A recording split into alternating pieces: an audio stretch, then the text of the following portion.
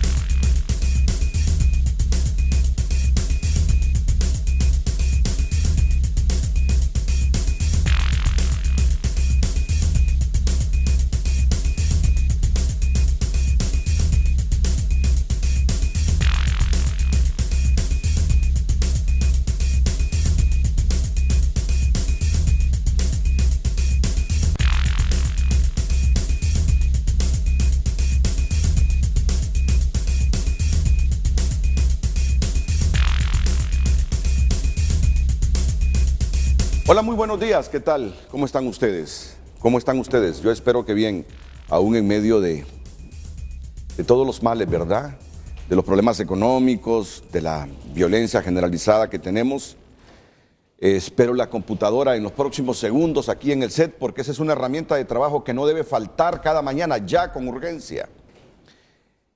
Porque quiero verificar hoy con mis invitados cuál es la percepción que ustedes como televidentes tienen sobre la decisión de un juez ayer de sobreseer a un hondureño que mató a dos supuestos extorsionadores. Mire, yo no quiero caer en los extremismos, empezar a preguntar si es correcto lo que hizo el señor Jorge Cuello o no es correcto.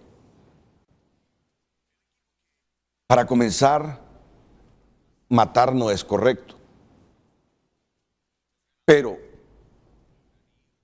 ¿es correcto matar en defensa propia?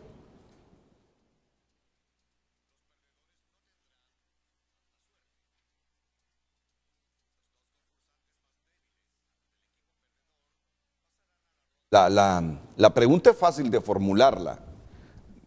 Responderla es lo complejo. Yo sé que muchos están diciendo en este momento, bueno, si me van a matar, ¿cómo no me voy a defender?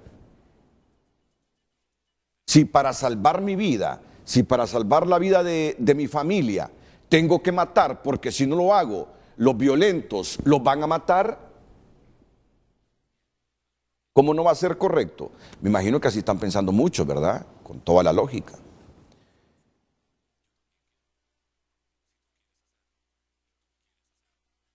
Hoy para analizar todas estas aristas que yo pensé hace unos 10, 15 años no formarían parte de los temas a debatir en Honduras, pero que las circunstancias hacen que estos temas prevalezcan en el debate público.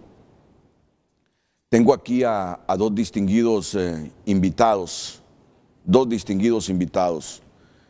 los abogados Félix Antonio Ávila Ortiz, que es catedrático de Derecho Penal, litigante privado, aquí a mi izquierda, a quien saludo. Bienvenido. Buenos días, abogado. Muy buenos días, Renato, un honor estar aquí. Tengo aquí también al abogado Jair López, catedrático universitario. Abogado, bienvenido. Gracias, es un placer Renato. tenerlo Buenos aquí días. en Frente a Frente. Y está ya llegando al estudio del Centro de Noticias Televicentro el abogado Juan Sánchez Castillo.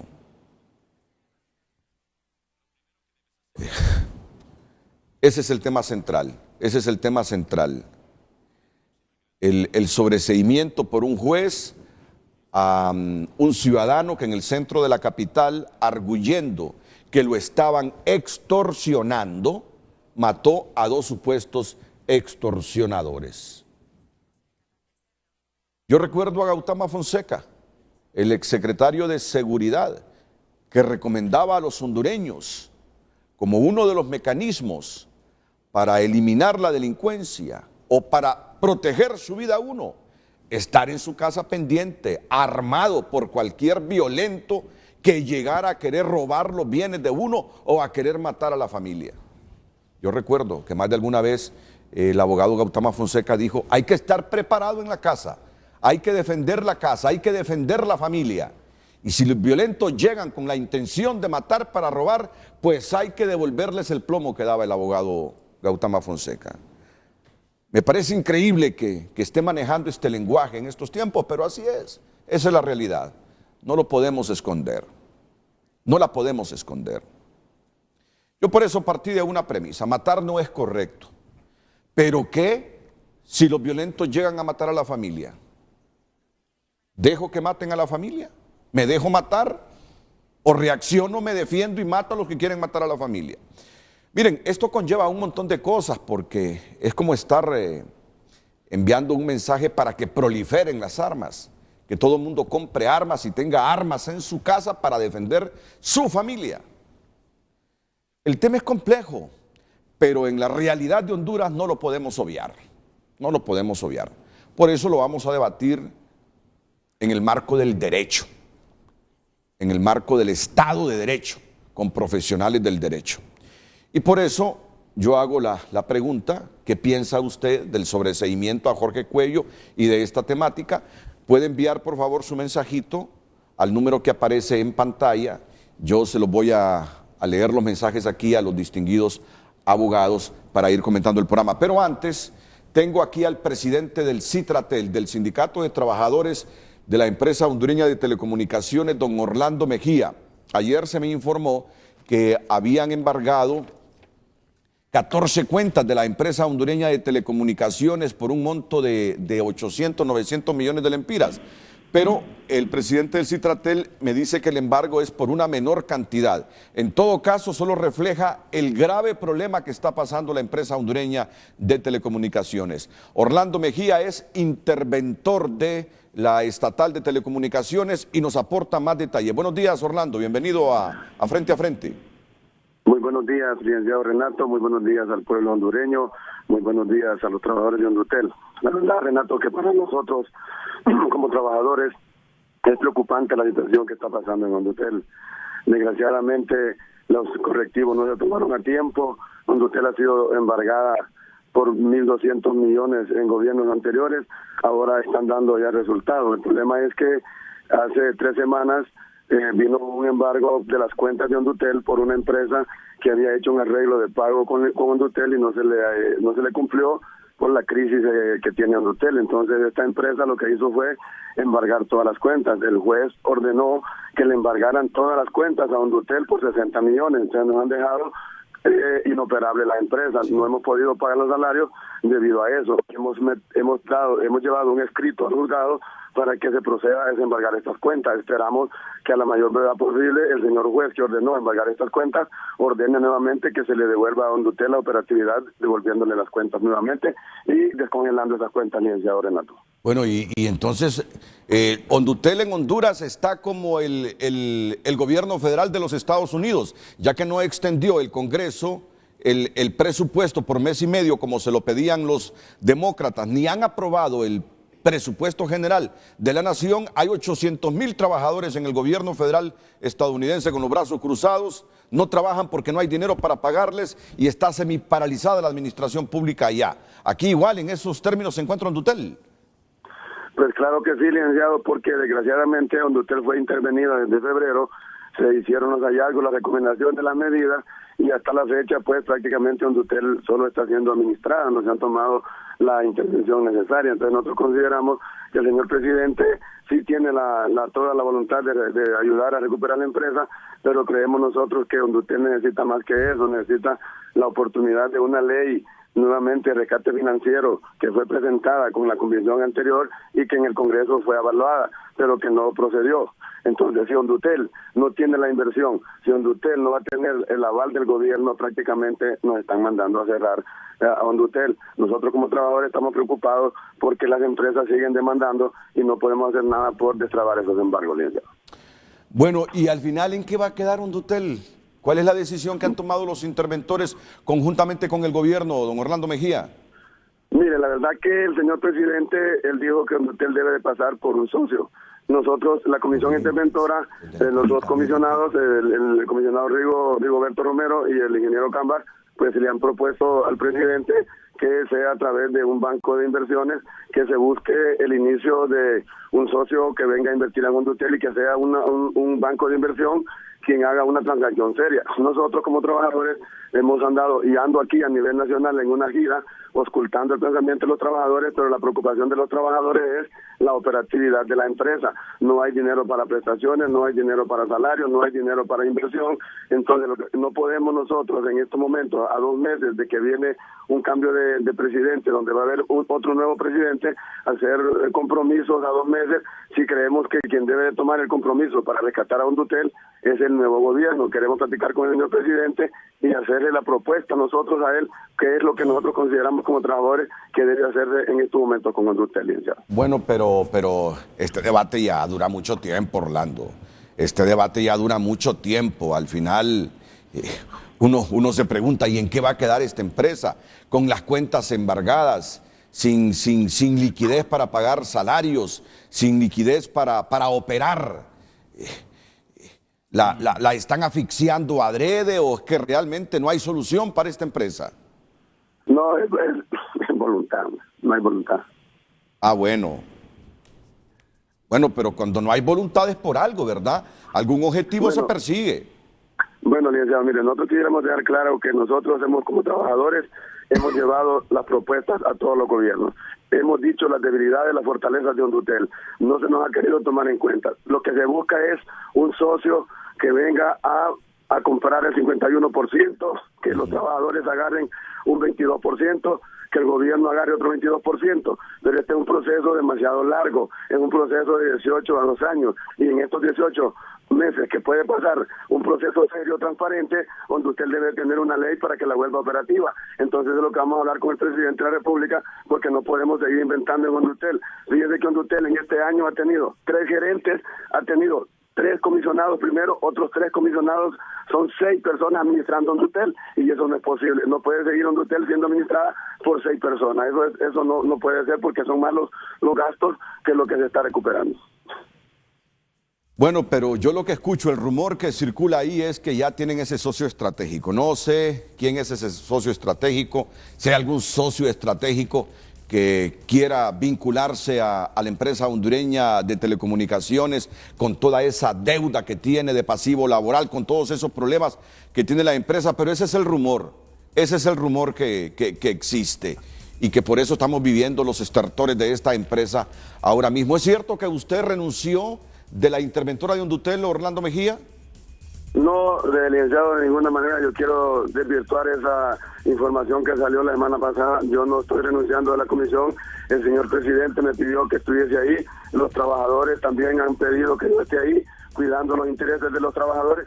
Si tengo que renunciar porque la comisión no puedo yo tratar de hacer lo que con los trabajadores quieran, pues lo haremos a través de una conferencia de prensa diciendo por qué renunciamos de esta comisión. Pero en estos momentos nos preocupa lo que es estabilizar la empresa. Andamos comunicando a los trabajadores cómo está la situación de crisis y estamos tratando de hablar con el presidente para decirle la posición de la organización, la posición de los trabajadores, por dónde camina el rescate de Hondutel, y también hablar claro con el pueblo hondureño, que estamos en contra de la privatización de esta empresa. Y es que usted no tiene mucho acceso al presidente, Orlando. Sí tenemos acceso a él. Él nos ha abierto las puertas, es un hombre que nos ha atendido, y en esta semana trataremos de estar dialogando con él para ponerle todas las cosas sobre la mesa y que sea él quien tome las decisiones, licenciado. Esas cuentas embargadas entonces afectan totalmente la operatividad de la empresa en este momento. La afectan totalmente, y si hay un socio que ya lo tengan debajo o lo tengan un inversionista del maletín, es necesario que mejor se lo digan a los trabajadores para que no nos tengan engañados y así tomar nosotros nuestras propias decisiones, porque nosotros estamos creyendo que el señor presidente lo que quiere es quitar la manipulación política que hay en esta empresa, el juego político. Lo que él quiere es blindar la empresa para que el próximo año no sea manoseada políticamente. Entonces trataremos de buscar esa opción para que el presidente se sienta tranquilo. Trataremos de platicar con él y decirle al pueblo hondureño cuál es nuestra posición, licenciado. Nosotros le agradecemos grandemente a usted esta oportunidad que nos da para aclarar todas estas situaciones que han estado en el ambiente preocupando a la clase trabajadora y al pueblo hondureño. Porque lo otro que yo conozco es que la quieren vender a pedazos, la empresa hondureña de telecomunicaciones, pero los vivos que quieren comprar los pedazos de Hondutel quieren los pedazos donde pueden obtener tremendos negocios y buena rentabilidad. Eso es lo que nos denunció aquí un exmiembro de una de las tantas juntas interventoras que han habido ahí este año. Licenciado, es que se propone incluso a veces hacer 2 Honduteles. Repítame eso. A veces se está creyendo, incluso se está proponiendo alguna salida para hacer 2 Honduteles, un Hondutel con las tecnologías que tiene, como su banda de 1900, con su banda de 4G, con lo que es lo que es de banda ancha, lo que es el cable submarino, para que el nuevo inversionista que venga a agarrar una empresa sin problemas y dejar otro Hondutel con telefonía fija, con tele, con FAST y con todos los empleados. Nosotros estamos en contra de todo eso. Nosotros lo que queremos es platicar con el presidente y decirle pues que los trabajadores, no es que estemos en contra de que Hondutel necesita una inversión fuerte, pero sí queremos que se haga algo serio, que sea un proceso serio, pero que Hondutel debe de ser lo que tiene Hondutel es problemas de inversión, son problemas de leyes que ningún gobierno se le han dado y el saqueo que ha habido de todos los gobiernos. Entonces nosotros entendemos que el señor presidente está preocupado por lo que va a pasar el próximo año y esta empresa no puede caer en el aire, pero nosotros los trabajadores estamos conscientes de cómo hacer que esta empresa no vaya a caer al abismo. Nosotros hemos propuesto todas las alternativas de solución. Creemos que es el momento de que el señor presidente nos reciba para poderle explicar a él cómo está la situación. ¿Y de dónde surgió esa propuesta de la Hondutel pobre y la Hondutel rica? La Hondutel pobre dejársela a los trabajadores y la rica a aquellos que quieren el mejor pastel de Hondutel. Es que mire, la verdad que como no se haya la forma de cómo llevar el inversionista a Hondutel, hay empresas que dicen, bueno, nosotros compramos a Hondutel el 100%, hay otras que dicen, nosotros queremos el 51%, pero queremos tener el control de la empresa. O sea, hay un montón de inquietudes, hay un montón de empresas que han querido, por ejemplo, vinieron los israelitas, dijeron que esta empresa había que quitarles porque estaba obsoleta, que los empleados no, vinieron nosotros. Ha habido un montón de análisis sobre la empresa. Nosotros somos los trabajadores, nosotros no conocemos la empresa. El señor presidente lo que ha dicho es que cualquier cosa que se tenga que hacer en la empresa debe ser consensuada con los trabajadores y eso se lo agradecemos para que no se vayan a tomar medidas en el Congreso que vengan a afectar al pueblo hondureño. Bueno, pues no sé cómo van a hacer. Unos 30 segundos, tengo 30 segundos. ¿Qué implica tener cuentas embargadas por un valor de 60 millones de lempiras? Es decir, llevar a cero la operatividad de la empresa. Si en este momento requerimos de un trabajo urgente de Hondutel, ¿es difícil que se movilicen por carros, por combustibles? Hondutel está paralizada, licenciado. Hondutel en estos momentos no tiene opción de hacer nada, porque todas las cuentas de Hondutel están embargadas. Y el señor juez que ordenó eso hubiese ordenado tal vez una sola cuenta para que se pagara ese dinero y no todas las cuentas. Ya se le envió a él por parte de los abogados de Hondutel, han presentado un escrito para que se resuelva la situación lo más pronto posible. De lo contrario, en estos momentos, licenciado, no hay ni combustible, aquí no hay para pago de nada, porque no hay fondos de Hondutel. Hondutel lo que recoge es muy poco para poder cumplir con los compromisos. Yo creo que el Estado, yo creo que debe haber una protección por parte del Congreso para que esas demandas no vengan a hundir más a Hondutel. Nosotros los trabajadores hemos estado tranquilos, incluso también estamos proponiendo ya también nosotros embargar a Hondutel para poder tener nosotros control de los salarios. Yo creo que es necesario un embargo precautorio para proteger los salarios de los empleados, porque de otra manera todas las demandas van a caer y nos van a dejar a nosotros sin nada, licenciado. Bueno, eso sí es la medida extrema, pero bueno, ustedes defendiendo sus salarios también. Así es. Esa es la medida que nos terminaría de demostrar y corroborar que Hondutel está como muerta, paralizada. Los trabajadores amenazan con un embargo precautorio para garantizar sus salarios de la empresa hondureña de telecomunicaciones. ¿Cuándo van a hacer eso? Bueno, ya tenemos trabajando los abogados para que nos recomienden qué es lo que tenemos que hacer, porque es injusto que las empresas que no, óigase bien, estas empresas se declararon que son perjudicadas por Hondutel por daños y perjuicios, pero no por cosas que Hondutel les debe. Más bien hay empresas que le deben a Hondutel y no le han pagado. Entonces, si estas empresas que están logrando embargar a Hondutel por cosas que Hondutel de repente no les debe, y nosotros, que sí es cierto que nuestro salario se nos debe, entonces tenemos que trabar un embargo precautorio para que por lo menos se defienda nuestro salario y de lo que sobre se le pague a los otros compromisos a terceros, licenciado. Ahora, pero yo me pregunto, ¿cómo el Estado tolera que esta empresa esté en esa situación? No se puede hacer algo. ¿Qué tan difícil es la reunión hoy con el presidente de la República por parte de ustedes para que de una vez por todas definan hacia dónde va Hondutel y no tener un cadáver ahí, no tener una empresa estatal inservible? En este momento Hondutel, bueno, funcionan los teléfonos fijos. Es lo único que funciona, ¿verdad? La telefonía fija. Bueno, si es que mire, Hondutel sí tiene su telefonía fija y tiene también su banda ancha. Es un servicio que Hondutel está dando mejor. Lo que pasa es que no hay dinero para poderla poner a la velocidad y a la capacidad que quiere el cliente. Entonces, sí hay medidas, licenciado. Lo que pasa es que como se busca la inversionista, entonces se ha abandonado a la empresa para que no haya inversión. Se ha dicho los hallazgos, las medidas. Lo que pasa es que en 9 meses que ha estado intervenida no se ha dado un informe al presidente, que es lo que hay que hacer directamente con la empresa. Pues. Y en este momento hay un problema con un poste de Hondutel. ¿Hay capacidad para ponerle gasolina al carro y que vaya una cuadrilla de trabajadores?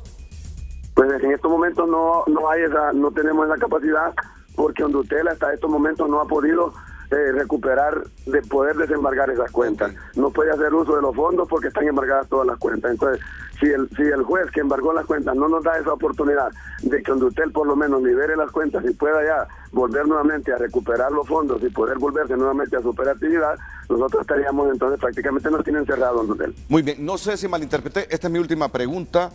Si no pude captar bien el titular de un medio de comunicación impreso ayer, creo que fue Diario Tiempo, ¿está en proceso de adjudicación la banda 4G o ya fue adjudicada?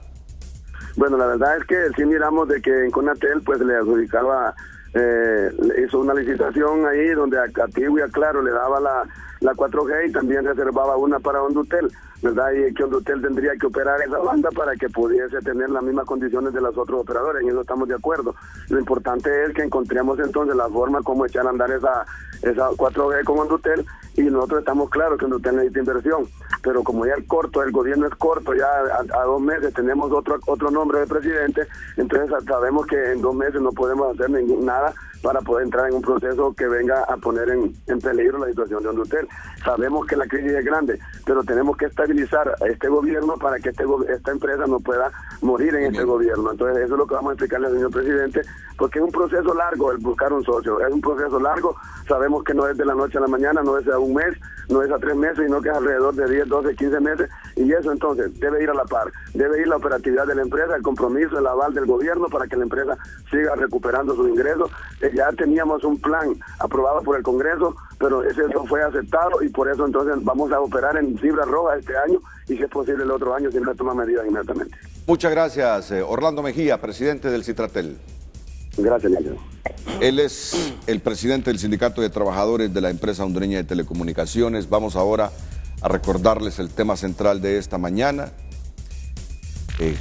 con mensaje ya. No podemos empezar a hacer justicia por nuestra mano y no se enfrenta a un peligro real en el momento. No podemos empezar a hacer justicia por nuestra mano si no se enfrenta a un peligro real en el momento. Buen día, licenciado. Dice, mire, matar no es correcto, pero tampoco es correcto extorsionar a personas humildes y trabajadoras. Bien hecho por el señor juez de sobreseer a quien mató a 2 extorsionadores. Es lamentable, dice otro, lo que está pasando, pero somos responsables de todo lo que sucede. Nos dicen desde Arada, Santa Bárbara. Estoy de acuerdo que hayan dejado libre al señor. Estoy segura que todos los padres somos capaces de hacer cualquier cosa para salvar la vida de nuestros hijos. No es correcto matar, dice otra persona, pero es incorrecto dejarse matar. Últimamente usted ha estado muy extremista y amarillista. Los hondureños necesitamos mensajes diferentes, positivos. Bueno, pero es que ese es el reflejo de la sociedad. Yo no tengo culpa que este señor haya matado a esos dos supuestos extorsionadores. Si lo que trato es de debatir un tema que le puede ocurrir a usted, eso es lo que trato. Que tenga bien claro el panorama, si va a tomar alguna decisión por defender su vivienda, su familia, eso es lo que trato. Esto es como una academia. No es que estoy enviando mensajes guerreristas, violentos. Esta es la realidad del país. ¿Cómo puedo obviar la violencia? Por eso tengo aquí a dos abogados. Uno fue juez, los dos son litigantes, son académicos, para que miremos el panorama desde la academia y desde la lógica, desde la realidad. Aquí están conmigo para debatir el tema inmediatamente después de la pausa comercial.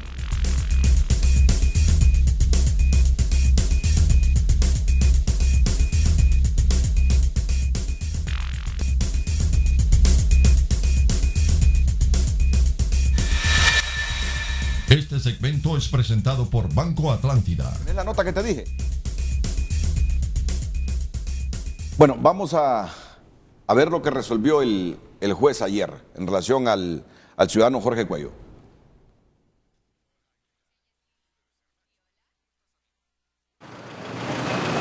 Esta vez el Ministerio Público hizo prevalecer el principio de objetividad, argumentando el miedo insuperable como causa de reacción de Jorge Alberto Cuello Pavón en la muerte de Cristian Josué González y David de Jesús Maradiaga Cuello, quien el pasado viernes lo agredieron de manera ilegítima, increpándolo para el cobro de una extorsión. Bueno, ha concluido la audiencia inicial para Jorge Alberto Cuello Pavón, a quien se le acusó del delito de homicidio y tentativa de homicidio. En esta ocasión el juez número 6 le ha decretado un sobreseimiento definitivo, ya que pudo acreditar la legítima defensa. A criterio del defensor, pudo acreditarse la legítima defensa de Jorge Alberto Cuello al comprobarse que estaba siendo amenazado y que las personas de quienes se defendió le exigían un pago de 50.000 lempiras como extorsión para no hacerle daño a su familia. Bueno, hubo prueba de descargo, la prueba testifical, hay personas que vieron cómo continuaron los hechos y habían unos antecedentes previos que a él lo habían atacado ya pretendiendo extorsionarlo. Entonces, y luego, como no pagó un impuesto, lo quisieron matar, ¿no? Pero se acreditó eso. No, la ley prevé que uno pueda defenderse en caso de una agresión ilegítima y que en este momento la autoridad no puede defenderlo. Todos los ciudadanos estamos legitimados para hacerlo.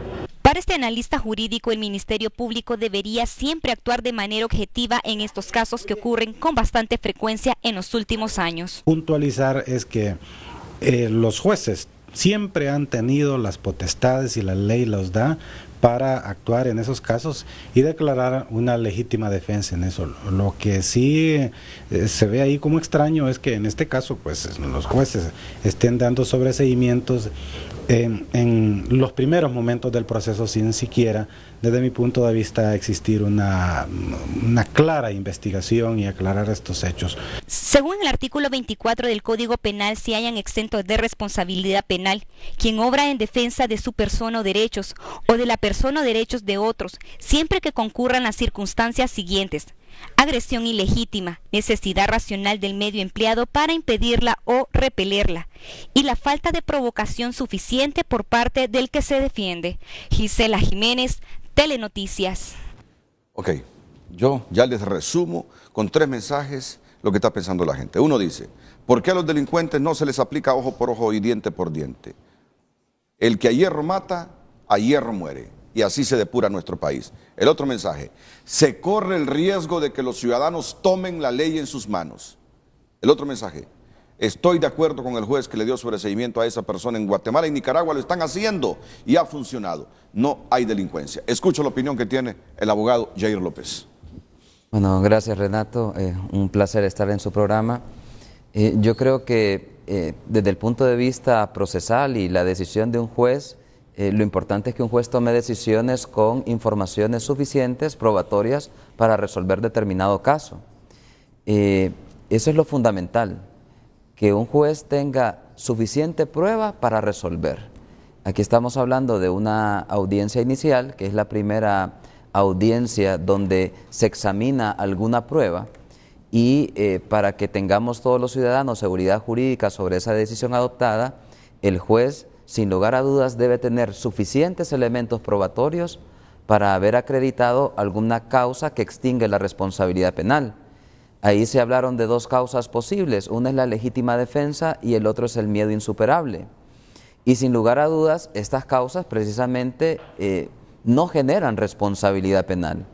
Lo importante es que haya una investigación suficiente que respalde ese criterio del juez de resolver de esa forma. Porque en etapas tan iniciales del proceso, estamos hablando de una persona que fue posiblemente detenida el fin de semana y a mediados de semana ya se resuelve de manera definitiva a su favor, debe haber suficiente información para que un juez pueda adoptar semejante decisión, es decir, ponerle término fatal y absoluto al proceso. Entonces, legalmente existe la posibilidad, sin lugar a dudas, pero el proceso penal se compone de audiencias que van precisamente preparando la audiencia madre, que es la audiencia de juicio oral y público, donde se desarrolla toda la prueba en toda su extensión y, sin lugar a dudas, sería un esfuerzo innecesario por parte del Estado llevar a cabo un juicio oral y público a las postrimerías del procedimiento si realmente no hay necesidad de su evacuación. Lo importante entonces en estas etapas iniciales del proceso es que haya un respaldo suficiente de la investigación desde el punto de vista probatorio para que un juez pueda tener la certeza de resolver y ponerle término fatal a un procedimiento por un hecho de tanta connotación como este. Bueno, y aquí en la audiencia inicial se dio el sobreseimiento. Correcto. Es decir, el escenario es que tenía bien claras las cosas el juez, de que el señor se defendió, que en defensa propia y por temor mató a los supuestos extorsionadores. Es correcto, y la ley prevé esas situaciones, es decir, tanto a nivel de la legítima defensa, evidentemente hay que satisfacer los requisitos de la legítima defensa, debe haber una agresión ilegítima, debe haber una necesidad racional del medio empleado para impedir o repeler la agresión, y quien se defiende en legítima defensa no debe ser provocador de esa agresión ilegítima. Sí. O sea que esos tres presupuestos, si el juez resolvió por legítima defensa, deben estar debidamente acreditados en esa audiencia inicial para que sea resuelto de conformidad con la misma. Bueno, si hubiese alguna duda es por qué en tan corto tiempo él acreditó todo eso. Bueno, pero puede haber un escenario que en poco tiempo es correcto, tenga la certeza él de que en efecto se defendió. Ojalá que a eso aspiremos, que en tan poco tiempo la policía de investigación tenga la capacidad suficiente para tener suficientes elementos informativos y que posteriormente un juez pueda resolver de conformidad. Muy bien, vamos a escuchar a don José Marcelino Vargas, que fue el abogado defensor de Jorge Cuello, el hondureño que mató a los dos supuestos extorsionadores y que ayer alegando defensa propia y el otro miedo insuperable, miedo insuperable, fue sobreseído por un juez. Don Marcelino Vargas, buenos días, lo escuchamos aquí en Frente a Frente. ¿Qué valoraciones tiene ahora de que su cliente fue sobreseído?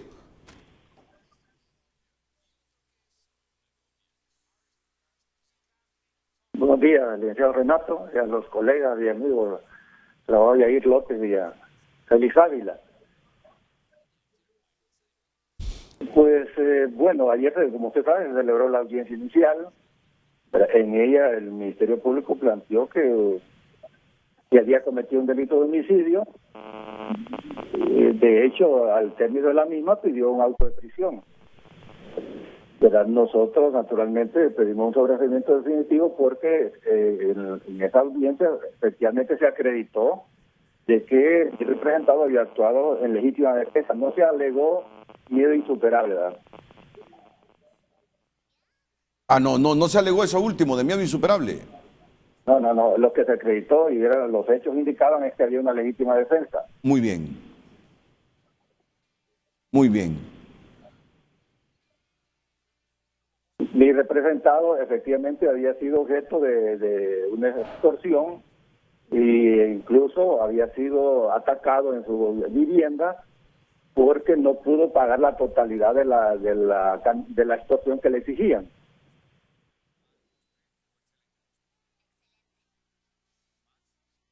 Y estaba en peligro la vida de él, la vida de sus hijos. Pues mire, el viernes anterior, pues sí, mire, y el caso concreto, cuando se produce el acontecimiento ese de la muerte de los dos muchachos, y que sale también uno herido.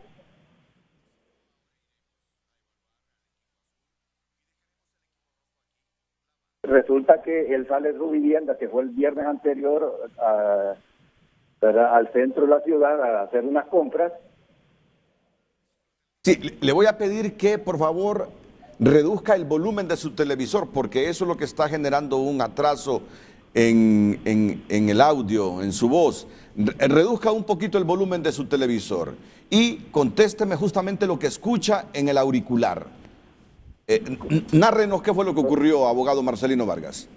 Correcto. Pues vea, el viernes anterior, ¿verdad? Él sale de su vivienda a hacer unas compras al centro de la ciudad. ¿Verdad? Resulta que él detecta, cuando iba caminando por el centro, acompañado de un primo suyo, ¿verdad?, que lo seguían 3 personas. En un momento determinado, 2 de las personas estas que lo seguían, ¿verdad?, sacan un arma de fuego y pretenden dispararle. Y de hecho lo hicieron. Él en ese momento, como ya había detectado la presencia de ellos, se protege en unos vehículos y repele la agresión, con el resultado que conocemos, o sea, 2 muertos y un herido, ¿verdad? Eso naturalmente que estamos hablando de una agresión ilegítima, antijurídica en ese momento, y él lo que hizo era repeler esa agresión con el medio que tenía, que era un arma de fuego, que también él fue atacado con arma de fuego.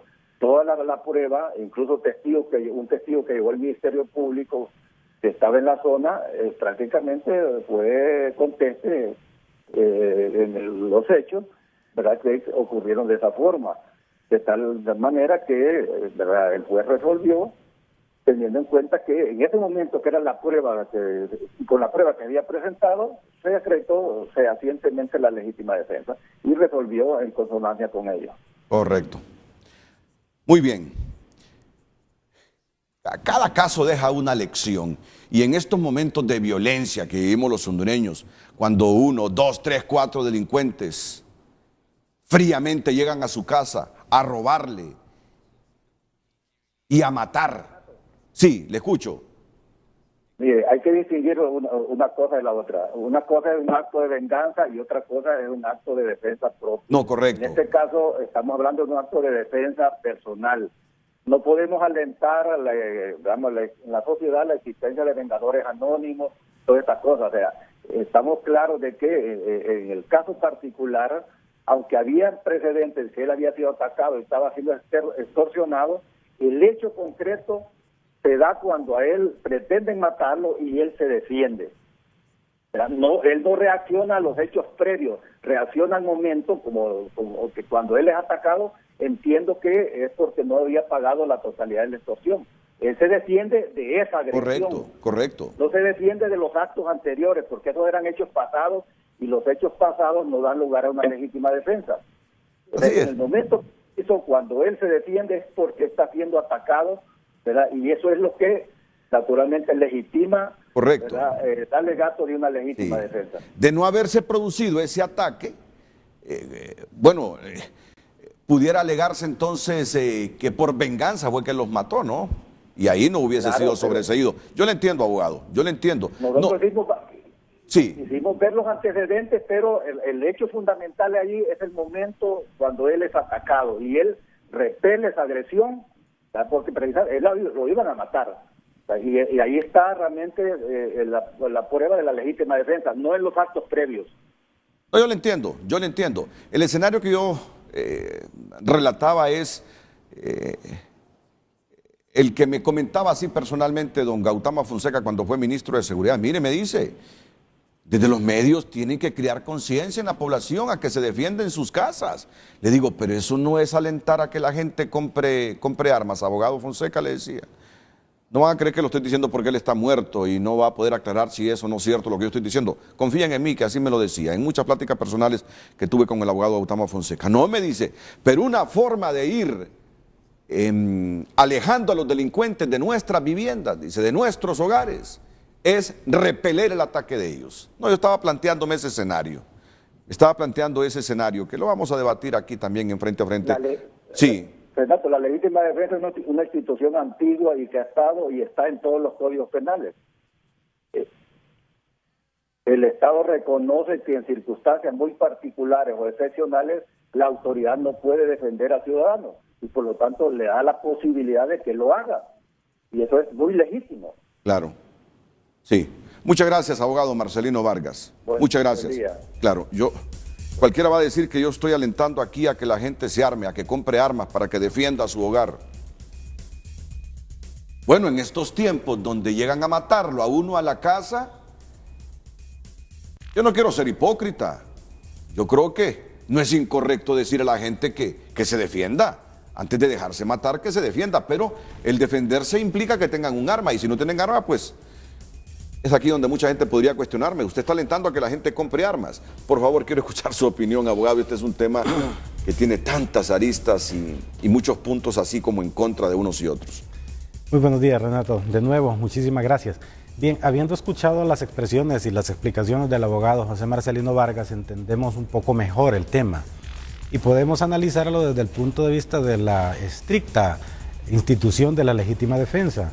Las noticias que circularon desde el viernes anterior daban a entender que un ciudadano, por unas supuestas extorsiones que estaba siendo objeto un familiar, había actuado de esa manera, entonces daban lugar a creer que de repente se estaba llevando al extremo la defensa de esta persona.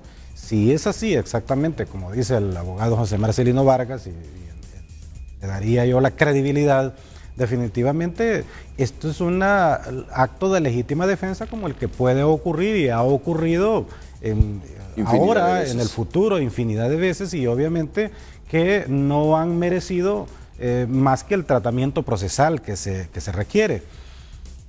Lo preocupante con esta situación es, para mí, el hecho que la sociedad lo esté percibiendo de otra manera y que en los mensajes que usted esté recibiendo ahora mismo hayan personas que piensen tales como volver a las épocas de la venganza privada, épocas que la sociedad moderna las superó hace muchísimos años.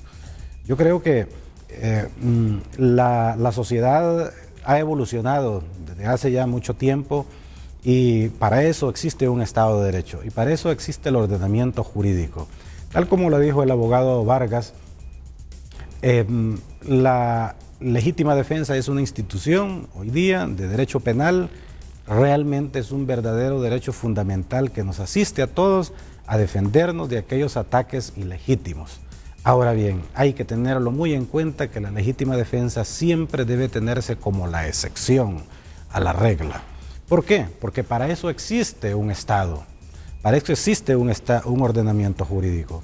Cuando la sociedad piensa de esa manera es porque está pensando que el Estado no funciona. Sí.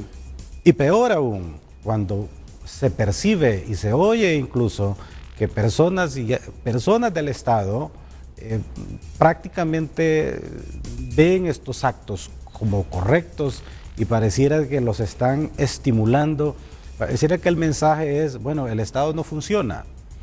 El día viernes, estos días para acá, lo que se manejaba era que un ciudadano, en vista de estar siendo objeto de actos de extorsión a su familia, entonces, como quien dice, yo no voy a pagar, lo que voy a hacer es que voy a privar de la vida a estos individuos.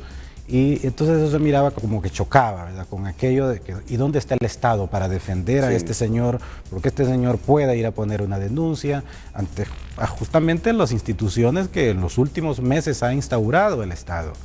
Pero ahora nos aclara aquí el abogado Vargas y nos dice que lo que ocurrió es que unas personas le dan seguimiento a él, claramente según lo que dice él, van armados, le van a atacar y a él no le queda otra cosa que defenderse. Está claro entonces que estamos aquí ante un claro acto de legítima defensa. Y si es así, pues está bien. Ahora bien, yo tengo que decir algo aquí. Lo preocupante es que se lleven mensajes claros de personas que de repente son opiniones de peso y bueno, todos conocemos que el día viernes llamó el candidato del Partido Nacional a su programa, inmediatamente dijo, yo voy a intervenir en esto. Yo, si es posible, voy a apoyar a y bueno, prácticamente dando instrucciones. El día de ayer se manejaba que el Ministerio Público, yo no sé si lo hizo, pero se decía que objetivamente entendía que el Ministerio Público no había actuado, de repente era el que había pedido el sobreseimiento.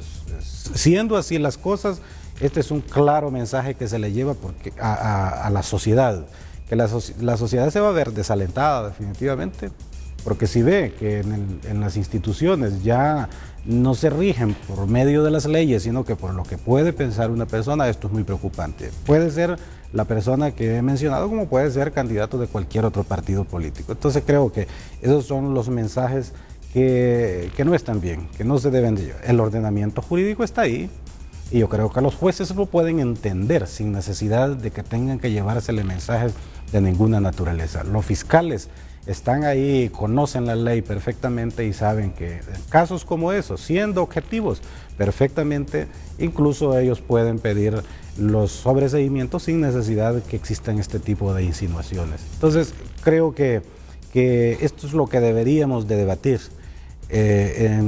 y cuidarnos de que estas cosas no ocurran, que la gente se defienda. Eso es legítimo, lo entendemos. Los jueces deben actuar de esa manera y deben de preponderar en este caso los bienes que están en juego. Ustedes lo han dejado totalmente claro. Yo pongo a debate la siguiente figura. La enemistad, por ejemplo. ¿Cuántas familias están enemistadas? A uno le ha ocurrido. Llega una persona y le dice, mira, escuché que fulano te va a matar. Y además le recomienda, antes que te mate, mándalo a matar. Y así ocurre muchas veces. Esto es legítima defensa. Por información que uno tiene de que fulano va a mandarlo a matar a uno, a un familiar, uno dice, no, yo no me voy a dejar matar. Yo mejor mando a matar a quien me quiere matar y me quiere matar a la familia. ¿Eso es legítima defensa? Está bueno que esto se convierta en una academia para diferenciar lo que es la legítima defensa de un acto de venganza. Esta figura que yo relato aquí, ¿qué es? ¿Legítima defensa o venganza? Después de la pausa comercial, porque ya se incorpora también el abogado Juan Sánchez. Atentos.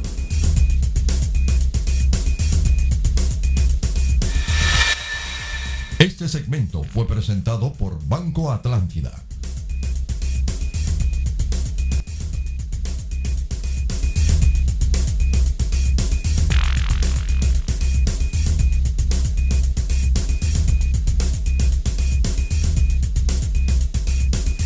Bueno, y un televidente se pregunta, ¿y tenía permiso Jorge Cuello para portar arma? ¿Cómo quedó el delito de portación ilegal de armas? Bueno, ninguno de nosotros sabe si la exportación de armas de él era legal, ¿no? No le pregunté al abogado Marcelino Vargas. Bueno, si él tenía permiso, pues no hay problema. ¿Y si no hubiese tenido permiso para portar armas? No, igual, como bien lo apuntó el abogado Marcelino y con su explicación ya da suficientes elementos sobre el caso, es que es cualquier medio disponible de defensa, independientemente que sea un arma legal o ilegal, puede ser un cuchillo de la casa, puede ser un martillo, lo que sea, una piedra, cualquier medio disponible para defenderse. Sí. Lo importante en esto, Renato, y haciendo acopio a lo que señaló el abogado Félix Ávila, es que con la legítima defensa hay un requisito muy importante para evitar este tema de las venganzas, ¿verdad? En primer lugar, las agresiones deben ser actuales. O sea, si es una agresión pasada, no cabe legítima defensa, porque no puede el Estado permitir la venganza de la persona que ha sufrido una agresión. Y lo otro, con esto de la necesidad racional del medio empleado para impedir o repeler la agresión, no solamente se necesita que haya una proporcionalidad de medios, sino que también buscar los medios menos lesivos para afectar bienes jurídicos. Por ejemplo, si una persona está siendo objeto de una agresión, pero tiene una vía alterna de defensa para no recurrir a un medio tan agravante, por ejemplo, como recurrir a violencia, entonces la ley sí le va a obligar a optar por ese medio menos lesivo, ¿verdad? En este caso, si una persona está siendo objeto de una extorsión, lo lógico es, en un Estado de Derecho, es dar participación a las autoridades, pero tal vez no estar esperando al agresor para defenderse. Entonces la ley siempre va a exigir eso, que si hay una medida menos gravosa para repeler esa agresión, hay que optar por ella. Y ahí tal vez yo concluiría la idea con señalar, porque me puse a leer algo de estos, de los medios de comunicación respecto de este caso, que si ya había un antecedente en que esta persona estaba siendo objeto de una extorsión y él participó a las autoridades, ahí sin lugar a dudas creo que la policía debió asumir un rol más protagónico en el sentido de buscar todas sus iniciativas y herramientas de investigación para poder detectar quienes estaban produciendo esos actos extorsivos e intervenir a tiempo, para no llegar a estas situaciones donde, aunque es un caso de legítima defensa, y como bien apuntó el abogado Félix Ávila, no dejar la sensación de que estamos en una situación donde la población tiene que defenderse por propia mano de las agresiones que es objeto. Muy bien. Ya le di la bienvenida al abogado Juan Sánchez Cantillano. Abogado, no sé si me escuchó, yo planteaba una figura aquí de aquellos que dicen, antes que me mate ese enemigo mío, porque ya me avisaron que tiene toda la intención de matar a mi esposa, de matar a mis hijos o de matarme a mí, mejor lo mando a matar. Eso no es legítima defensa. Sí, buenos días, Renato. Como muy bien lo apuntaba el abogado Yair, a raíz de lo manifestado por el abogado Félix, sí, la acción, en el sentido de lo que es la legítima defensa como causa de justificación, ya la ley prevé, la doctrina misma prevé una serie de requisitos, en los cuales, desde los tiempos en que uno es estudiante de Derecho, se les señala, se le hace bastante énfasis en lo que es el estudio de la legítima defensa, que es un estudio bastante amplio, que se deben dar estrictamente los requisitos que ya la ley exige. En este caso, lo que es la acción, también la acción requiere de otros requisitos, y en este caso la actualidad, lo inminente en este caso de la acción. Entonces, bajo ese concepto, en relación a la pregunta que usted hace, no cabría, se podríamos decir desde el punto de vista doctrinario, desde el punto de vista jurídico, desde el punto de vista del análisis ya jurídico, no cabe lo que es la legítima defensa. Aunque yo creo, Renato, previo a esto, yo creo que aquí hay un elemento bien importante a analizar. La legítima defensa como causa de justificación es tan vieja como el derecho mismo. Incluso la legítima defensa en nuestro derecho penal actual ha estado desde que el derecho penal tiene vigencia en Honduras. Yo creo que aquí el problema es el contexto en que se dan estos hechos que estamos analizando ahorita. El contexto y las circunstancias que está viviendo la sociedad, el problema de criminalidad, el problema de inseguridad, etcétera. Y es lo que ha causado prácticamente el revuelo de una reacción, en este caso de un ciudadano, ante hechos que todos sabemos que están aconteciendo a diario y que sabemos que el vecino o el empresario que está enfrente, el señor de la pulpería lo está viviendo, y eso es lo que ha causado precisamente este grado de conmoción en relación a este caso. Analizando específicamente el caso, tengo entendido, porque así se me fue informado, en el caso el Ministerio Público, para dejarlo así sentado, sí solicitó el auto de formal procesamiento, o lo que le llamamos el auto de prisión. Sí fue solicitado por parte de la Fiscalía. Y aunque esto así haya sido, o aunque no haya sido, el Ministerio Público lo hace en principio en base a sus atribuciones desde el punto de vista legal. Y en segundo lugar, en base, como venía escuchando por la radio, en base a las investigaciones que hasta ese momento, y en base a esas investigaciones, el fiscal considera que debe solicitar tal o cual hecho ante el juez.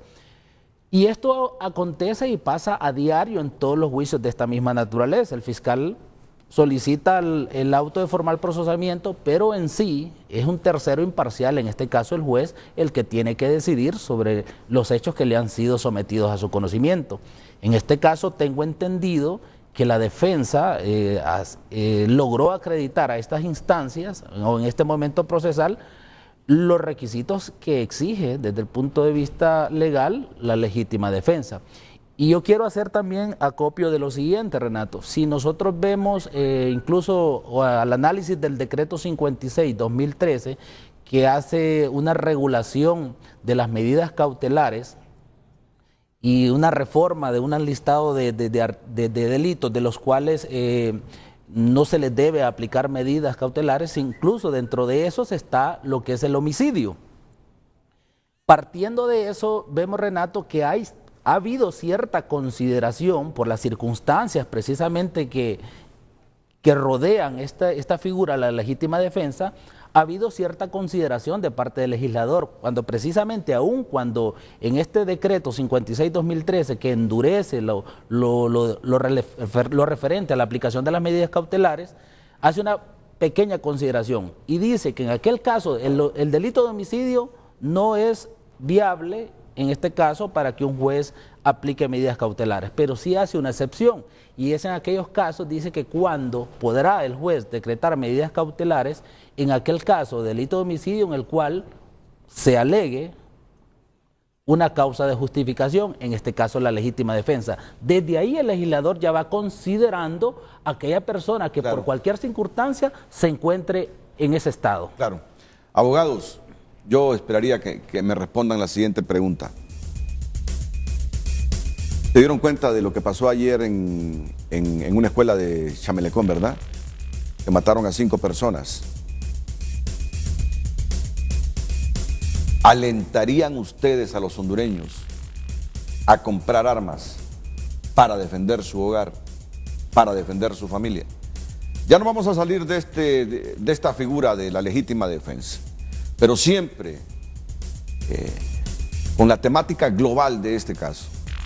¿Alentarían ustedes al pueblo hondureño a adquirir armas y aprender a disparar para defender sus hogares? Ahora que cualquier delincuente de la manera más fría penetra o se introduce a una vivienda y para robar mata a quien encuentre por ahí.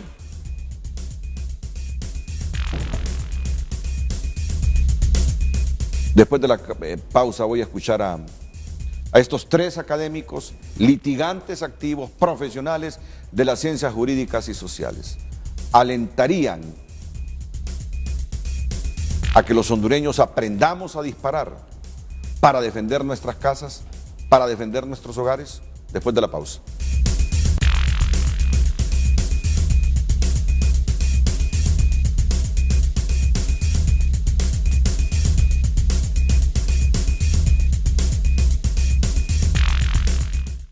Antes de que me respondan, si ustedes abogan porque los hondureños aprendan a disparar y compren sus armas para defender sus hogares, ante las circunstancias, ante la coyuntura del país, donde cualquier delincuente se mete a nuestras viviendas a robar, y si tiene que matar para robar, lo hace de la manera más fría. ¿Alentarían ustedes entonces la adquisición de armas y aprender a disparar? Pero antes miren lo que pasó ayer en la ciudad de San Pedro Sula, como a la 1 de la mañana. Una nueva masacre sorprendió a los vecinos de esta cuadra en la colonia 10 de septiembre de Chamelecón. Se suscitó durante la madrugada en esta casa donde funcionaba el Centro de Educación Prebásica Mi Segundo Hogar, donde hoy no se impartió clases a niños de preescolar porque algunas de las víctimas eran las instructoras. Entre quienes murieron violentamente se cuenta una menor de 5 años, se llamaba Daniela Alejandra Martínez. En el hecho que se indica miembros de pandillas, también perdieron la vida los hermanos Helen, Delmi y David Rivera Carías. Carmen Valdivieso es la 5ª víctima. La Policía Nacional lamenta este tipo de hechos violentos donde pues han perdido la vida 5 personas. La relación de hechos que tiene la policía, la información preliminar es que en horas de la tarde habían raptado a un miembro de esta familia y que en horas de la noche ingresaron 3 personas sin mediar palabra a causarle muerte a estas 5 personas, 3 de ellas mujeres, un hombre de 31 años de edad y una menor. En el sector no hay quien se pronuncie y en la morgue los parientes de las víctimas evadieron hablar del tema mientras esperaban por la entrega de sus familiares. Aquí llegó esta tarde el fiscal adjunto para reunirse con un equipo especial de fiscales asignados a esta nueva masacre. Son más de 50 las que se contabilizaban en el primer semestre según datos del Observatorio de la Violencia de la Universidad Nacional Autónoma de Honduras. comprendemos perfectamente que un hecho que queda sin investigación, que queda sin acusación, lo que genera es más violencia, por un lado, y por otro lado también el tiempo que en ocasiones se dilata entre el momento en que se realiza el hecho delictivo y que finalmente recibe una sentencia condenatoria. Ambas cosas son de preocupación para nosotros. Ya estamos realizando las coordinaciones necesarias tanto con la policía como con los tribunales de justicia también para acelerar aquellos casos que lo ameritan, como este, ¿no? Esperamos ahora, espero yo, un informe de parte de los fiscales a ver cómo vamos con las investigaciones y que cuando sean capturados podamos coordinar como lo estamos haciendo ahora con el Poder Judicial para que en el menor tiempo posible podamos tener sentencias. Los móviles aún se investigan, aunque cobra más fuerza la extorsión. Hay 13 situaciones, extorsión, de denuncia de un secuestro y supuestamente pleitos de territorio. Son transacciones que están manejando, lógicamente que las 3 van a ser analizadas y las 3 van a ir descartándose para acercarse cuál es la que realmente orilló a estos delincuentes a cometer este hecho. A esta tragedia sobrevivieron 5 menores que lograron esconderse mientras atacaban a sus parientes. Además, se encuentra aún desaparecida la otra hermana de las víctimas que fue raptada horas antes del lamentable suceso. Zulma Tomás, Telenoticias. A un centro, a un prekinder llegaron. Sangre fría, a matar a la gente.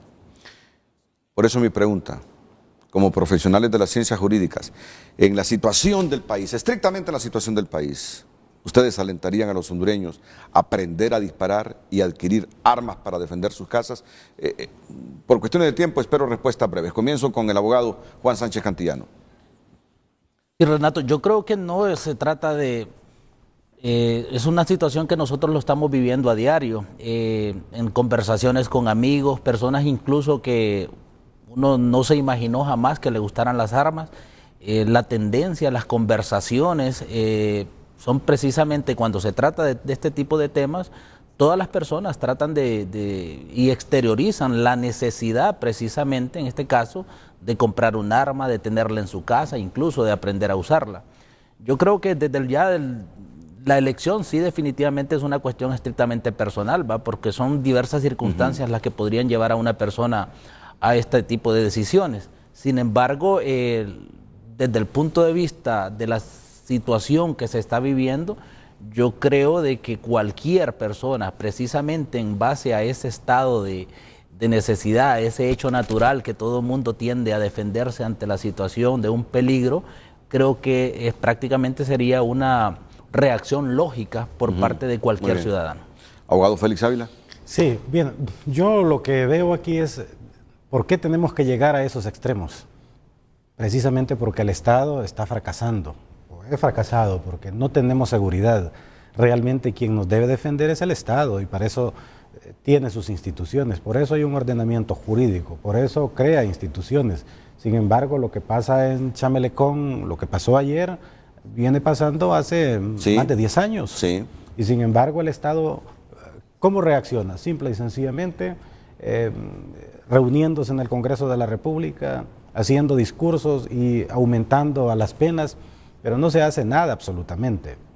Yo creo que defenderse es una reacción natural, es un derecho fundamental, y por eso justamente el Código Penal exime de responsabilidad a aquella persona que comete un delito, comete un hecho que pudiese ser delito si no actuara de esa manera. Yo diría que todos tenemos derecho a defendernos, pero hacer un llamado a que la gente se arme, yo creo que esto es prácticamente darle la razón al Estado que hoy día no está funcionando, al gobierno de turno, al Estado que no funciona. ¿Para qué? Para que aquí todo el mundo se arme y entonces esto sea un caos.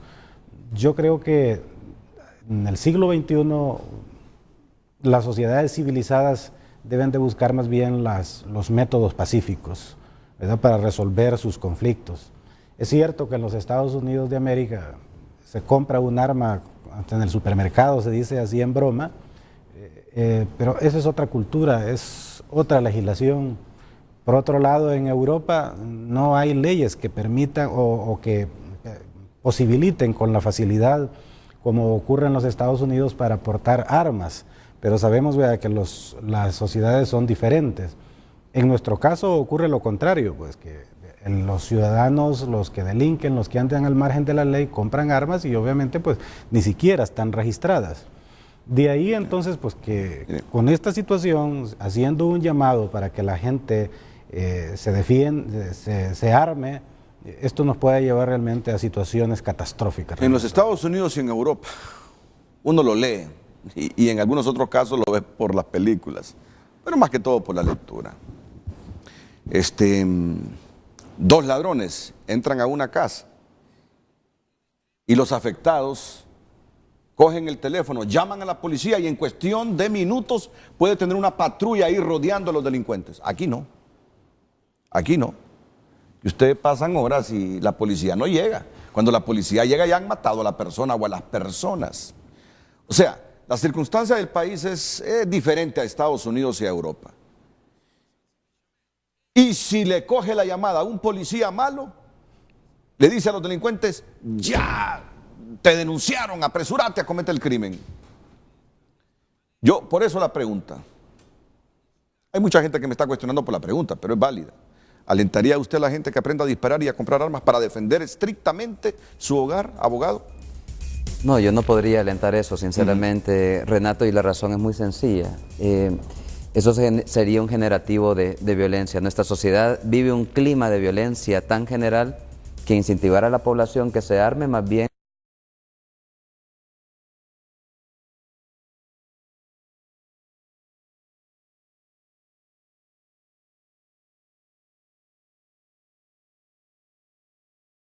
de darnos seguridad a nosotros.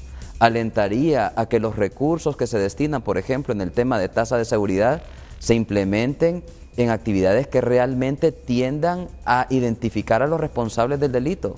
Algo muy sencillo, y lo mencionó el abogado Félix, el registro de armas. Mire que esto se utilizó en algún momento, teníamos un registro efectivo de armas, pero ahora no lo tenemos.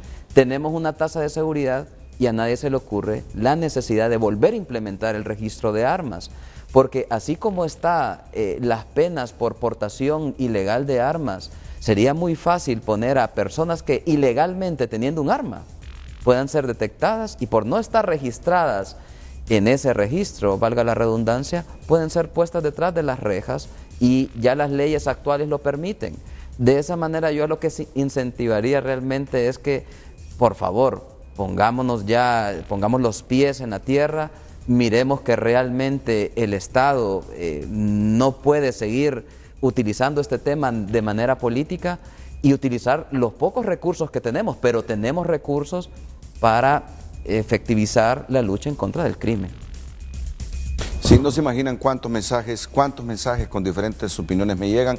Un criminólogo me dice que él, contrario a eso de alentar, comprar armas y aprender a hacer uso de ellas, es mejor hacer un desarme general.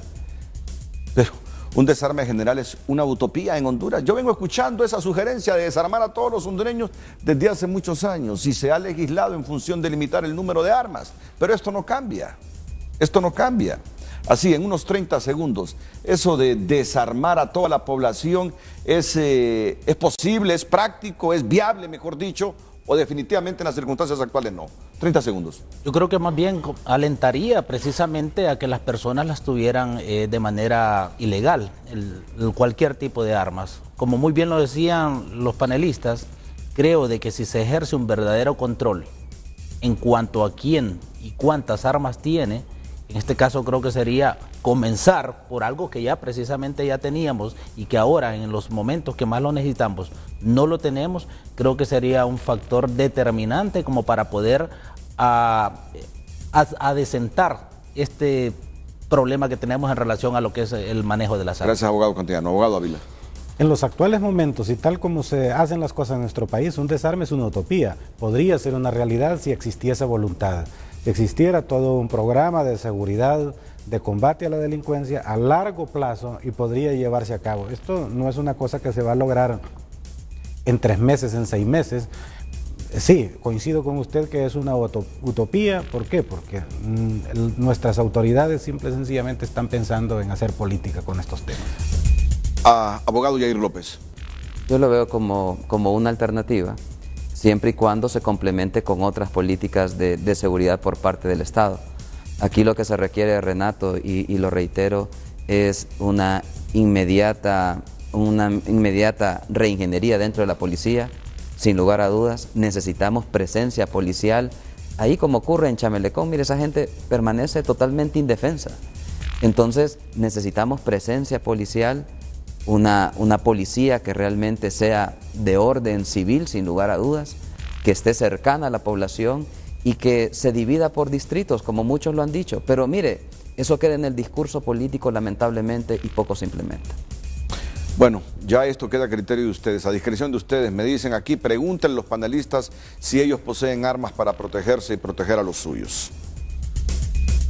Ahí queda a discreción de ellos si en la próxima pausa, si en el próximo segmento responden a esta pregunta. Otro que dice, pregúntenle si ellos tienen armas. En Nacaome se llama a la policía y nunca llegan. Pero los delincuentes dicen que cobran impuesto de guerra, entonces armémonos y peleemos contra los que nos declaran la guerra. Otro que me dice, Honduras necesita 30,000 policías, equipo logístico.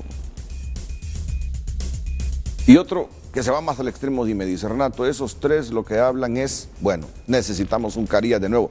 Así hay mucha gente pensando en Honduras.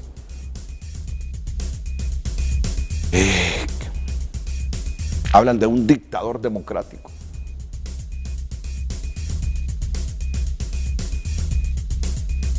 Aquí la policía lo único que hace es recoger a los muertos, dice.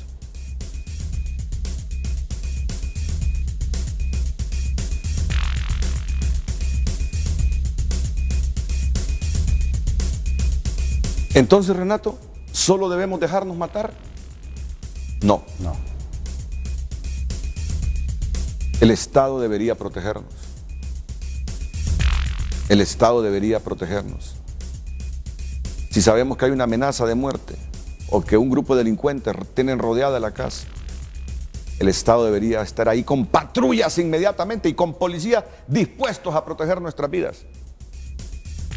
Cuando uno llama a un teléfono a la policía, esa policía debería reaccionar, pero así, en cuestión de segundos, para evitar un crimen o un múltiple crimen. ¿Sucede eso en Honduras? ¿No sucede? El 95% de la gente habla aquí de armarse y proteger sus familias. Cuidado con esto. Ya escucharon a los tres abogados. Si es venganza, usted no puede alegar defensa propia. Hay que diferenciar entre lo que es legítima defensa y lo que es venganza. Pero la mayor parte coinciden que así como está Honduras en este momento, con sus instituciones debilitadas, hay que defender lo suyo, su familia, aunque sea con la sangre. Ese es el espíritu del mensaje. Alguien de ustedes dijo, eso no es lo mejor, ¿verdad? Pero hemos llegado a ese extremo, desgraciadamente. Hemos llegado a ese extremo. La pregunta es, ¿y cuándo el Estado, cuándo recobraremos confianza en las instituciones del Estado que nos protegen? Cuando haya voluntad política. ¿Y cuándo habrá voluntad política? Es la otra pregunta. ¿Cuándo habrá voluntad política? No, cuando los políticos piensen en Honduras. ¿Y cuándo? ¿En qué momento los políticos piensan en Honduras? Surgen. Bueno, esto se vuelve un círculo vicioso, ¿ve? Y se vuelve un círculo vicioso, ¿sabe por qué? Porque hasta el momento la historia nos dice que no hicieron lo que tenían que hacer, o todo lo que tenían que hacer, que tienen una tremenda deuda con nosotros. 20 segundos, usted en esta última parte es el único que no ha hablado. Yo precisamente creo, Renato, que en base al trabajo que debería hacer la gente, en este caso los políticos, los encargados de manejar este tipo de temas y de tomar las acciones pertinentes, vemos que estamos viviendo precisamente el grado de disimulo que ha existido por parte de las personas encargadas de tomar las decisiones, que ha venido en el transcurso de los años degenerándose. Fue precisamente la falta de una intervención oportuna dentro de la policía que ha ocasionado lo que estamos viviendo. Una pregunta, para que me la respondan después de la pausa. En el panorama político actual, ustedes como profesionales del derecho, como litigantes, sobre todo como hondureños que también sufren como el resto la aflicción de ver tanta muerte. ¿Ven alguna propuesta de seguridad viable en los partidos políticos existentes, en los candidatos presidenciales? ¿Ven alguna propuesta de seguridad viable en este momento? Después de la pausa, porque también tendremos al presidente de la Comisión Interventora de Hondutel, el ingeniero Rigoberto Romero, que quiere intervenir después de lo que manifestó el presidente del Citratel, que con el congelamiento o el embargo de 14 cuentas de Hondutel por un monto de 60 millones de lempiras, Hondutel ha caído en la inoperatividad total. Después de la pausa.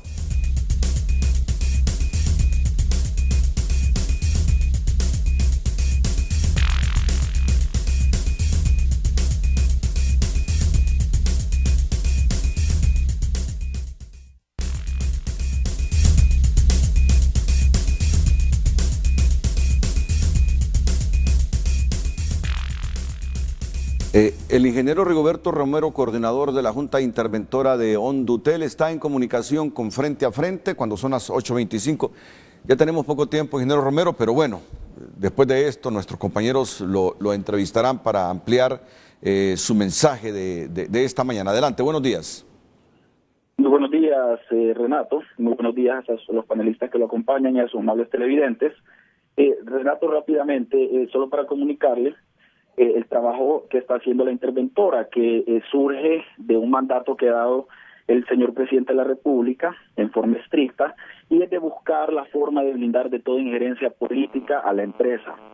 De modo que nosotros podamos conformar una empresa mixta en el cual se pueda haber participación de los sectores interesados en determinada inversión que necesiten hacer y haya participación por parte de los trabajadores. Esa es una aspiración del señor presidente Lobo.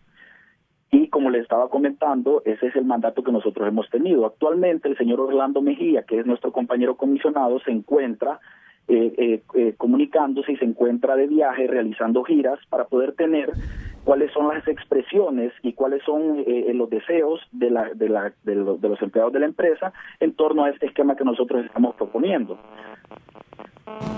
Sí. Así, brevemente, con el embargo de esas cuentas por 60 millones de lempiras, el presidente Citratel decía que ustedes han caído en la inoperatividad. Yo le cuento, Renato, hay una situación muy delicada con Hondutel, y es que la empresa tiene un sinnúmero de demandas, las cuales hemos presentado nosotros en Consejo de Ministros, unos montos altísimos que le denominamos nosotros pasivo contingente, y lo que sucede es que se han perdido estas demandas en años anteriores y nosotros estamos pagando la cuenta de lo que ha venido y lo que ha sucedido en años anteriores.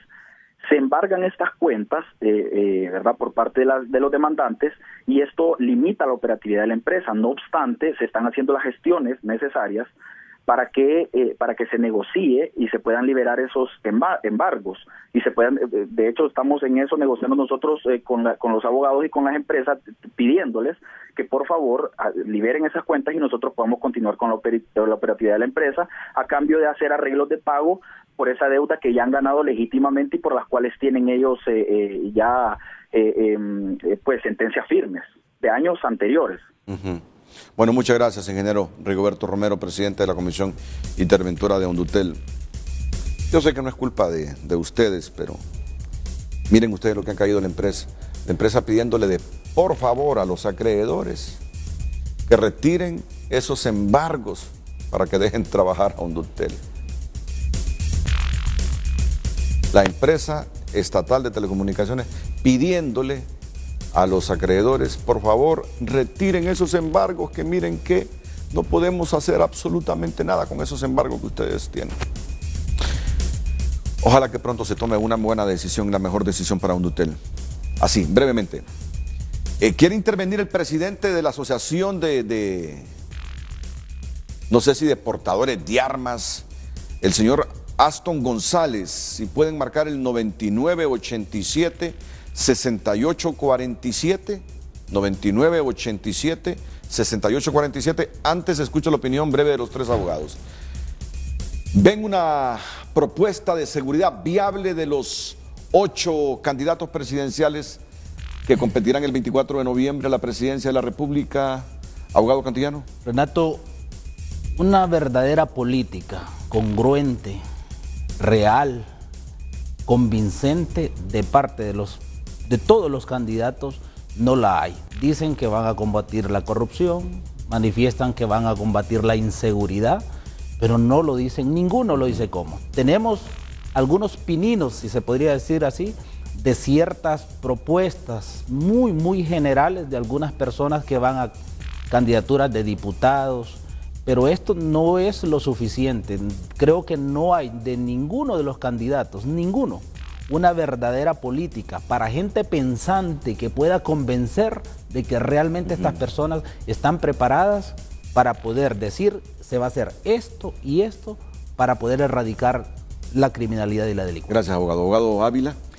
Bien, desde mi punto de vista yo observo que sí hay, como políticos hacen propuestas, pero una cosa es que esas propuestas son hasta hipócritas a veces. Y lo peor de todo es que esas propuestas se hagan en el contexto, en un ambiente que los mismos políticos han creado. Vemos claramente que hay un candidato a la presidencia de la República pues, que tiene una propuesta de seguridad, que ha creado cuerpos de seguridad y la propuesta es combatir la criminalidad. Lo lamentable de esto, lo triste es que estando dentro del mismo gobierno, todo este caos se ha creado, entonces pareciera que los políticos provocan las situaciones extremas para luego después sobre esa situación extrema hacer una política y granjearse votos. Eso lo vemos con toda claridad, ¿verdad? Y esto realmente es una situación lamentable y yo creo que tenemos la oportunidad del día 24 de noviembre, ¿verdad? Para eso. Gracias, abogado Ávila. Abogado López. No, yo sinceramente, Renato, no la veo en ninguno. Yo creo que los hondureños nos hemos conformado demasiado en exigir poco. Los medios de comunicación, la sociedad civil en general, nos hemos conformado de que nos den palabras, expresiones muy generales de lo que harán en su gestión de gobierno, pero no nos detallan en realidad, por lo menos en materia de seguridad, qué es lo que se va a hacer. Entonces, en consecuencia, bajo ese esquema es bien difícil valorar quién ofrece algo mejor, si en realidad somos poco exigentes y muy conformistas en que no nos detallen punto por punto cuáles son las estrategias de seguridad que implementarán una vez siendo gobierno. Muchas gracias. Un buen resultado se ha visto en Chile. La tenencia de armas está limitada a las casas, pero armas en las calles y con eso cero violencia. O sea, armas limitadas a las casas, pero no portar armas en las calles, que se ha reducido la violencia y los índices de homicidios. Pausa comercial.